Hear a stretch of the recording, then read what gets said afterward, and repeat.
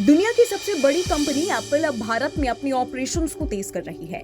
जो खबर सामने आ रही है वो बताती है कि अब टाटा ग्रुप भारत में आईफोन असेंबलिंग का सबसे बड़ा प्लांट तैयार करने में लग रही है।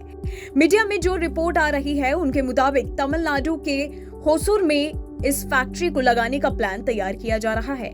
दरअसल होसूर बैंगलोर से केवल 40 किलोमीटर की दूरी पर है, इसलिए टाटा के लिए ये लोकेशन ठीक रहेगी। ये फैक्ट्री 12 से 18 महीने में शुरू की जा सकती है और इस प्लांट से करीब 50,000 लोगों को नौकरियां मिलेंगी।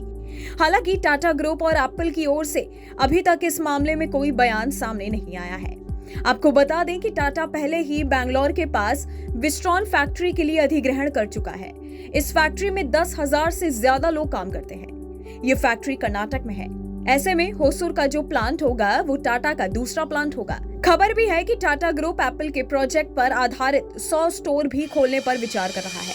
अभी तक टाटा ने देश में एप्पल के 2 स्टोर खोले हैं और 3 स्टोर की योजना पाइपलाइन में है। दरअसल एप्पल चीन से अपने प्रोडक्शन को भारत शिफ्ट करने पर विचार कर रहा है। यही कारण है कि कंपनी अब भारत पर अधिक फोकस कर रही है। एप्पल के सप्लायर्स ने भी भारत में अपनी एक्टिविटी तेज कर दी है। फॉक्सकॉन से लेकर पेगाट्रॉन तक इस लिस्ट में शामिल है। इसके अलावा कंपनी ने अपनी चाइनीज बैटरी निर्माता डीजे और बाकी निर्माताओं से कहा है कि वो बैटरी बनाने के लिए भारत में फैक्ट्री लगाएं। एप्पल के लिए ताइवान की एक कंपनी भी बैटरी बनाती है। इस कंपनी का नाम है सिम्प्लो टेक्नोलॉजी। इस कंपनी से कहा गया है कि वो भारत में अपनी उत्पादन क्षमता का विस्तार करे। ऐसा माना जा रहा है कि अगर एप्पल का ये प्लान सफल रहता है तो कंपनी भारत में और ज्यादा बैटरी प्रोडक्शन के लिए फैक्ट्रियों की संख्या बढ़ाएगी।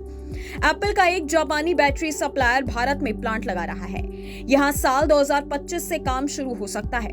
ऐसी रिपोर्ट है कि जापानी निर्माता टीडीके बैटरी के सेल बनाती है और डीसे व सिम्प्लो जैसी कंपनियां इसे पैकेज करके फॉक्सकॉन जैसे असेंबलरों को भेजती हैं। चलिए अब आपको उस फैक्ट्री के बारे में बताते हैं जो भारत में लगने जा रही है। जापान की कंपनी टीडीके भारत के हरियाणा में ये प्लांट लगाएगी। गुरुग्राम के मानेसर इलाके में ये प्लांट लगाया जाएगा। आईटी मिनिस्टर राजीव चंद्रशेखर ने इसकी पुष्टि की है। रिपोर्ट बताती है कि लिथियम आयन सेल बनाने वाले इस प्लांट पर करीब 6 से 7 हजार करोड़ का निवेश किया जाएगा। इसके जरिए करीब 8,000 लोगों को रोजगार भी मिलेगा। ये कारखाना करीब 180 एकड़ जमीन पर लगाया जाएगा। इससे पहले ताइवान की कंपनी फॉक्सकॉन ने कहा था कि वो भारत में 1.5 अरब डॉलर का निवेश करने की योजना बना रही है। मई में फॉक्सकॉन की सहायक भारतीय कंपनी ने आईफोन का प्रोडक्शन बढ़ाने के लिए बैंगलोर के बाहरी इलाकों में 300 एकड़ जमीन भी खरीदी है। कर्नाटक सरकार ने मोबाइल फोन मैन्युफैक्चरिंग यूनिट स्थापित करने के लिए 8,000 करोड़ के एक प्रस्ताव को मंजूरी भी दे दी है। एप्पल का प्लान भारत में अपने प्रोडक्शन को 5 गुना बढ़ाने का है।